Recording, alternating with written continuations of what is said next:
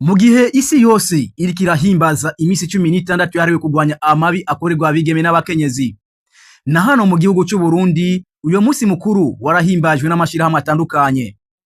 Kuri iri genekerezo ry'icumi ukwezi kwa 12 umwaka wa 2025, ivuriro Ntaseka Friends Women Association FWA mu mfunyafunyo risanzwe riri muri komine Ntahangwa zone Kamenge mu buraruko bw'igisagara ca Bujumbura wahimbaje uyo musi mukuru. Ku civugo ngo turandurane n'imizi amabi akorerwa abakenyezi n'abigeme biciye ku mbuga ngurukana bumenyi,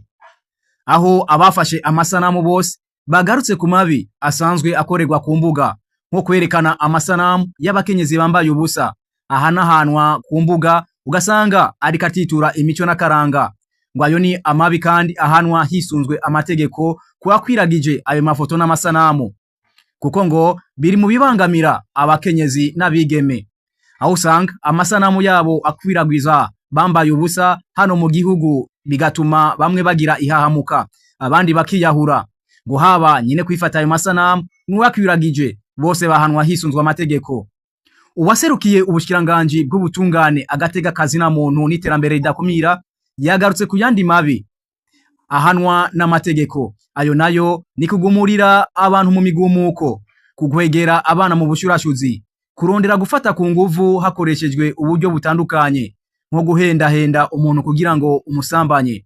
kumena ibanga vy'ibiharuruka banga byahusanzwe ukora, kubangamira ingene inyubako nyabwonko zikora urondera inyungu zawe, ubujyaja hakoreshejwe urubuga nyabwonko, kwiyitirira indangamuntu y'uwundi muntu kugira ukore icaha, kwiyitirira indangamuntu y'umukuru w'igihugu,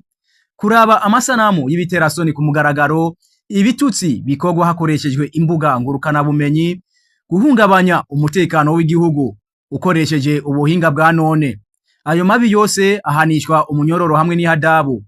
Bamwe mu bamenyesha makuru baraho bashikirije ivyiyumviro aho bavuze uruhara rw'imenyesha makuru mu kurandurana n'imizi ayo mabi akorerwa abakenyezi n'abigeme no kumenyesha abene gihugu ayo mabi ayariyo.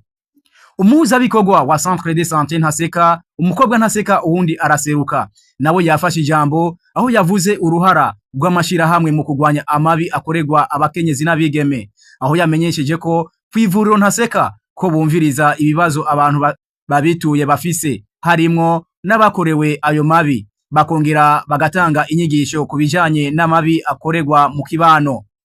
Mu gusozera ivyo birori, userukira imbere y'amategeko ishirahamwe Friends Women Association yashimiye abaraho kuba bitavye ivyo birori, yongera arangiza n'isengesho.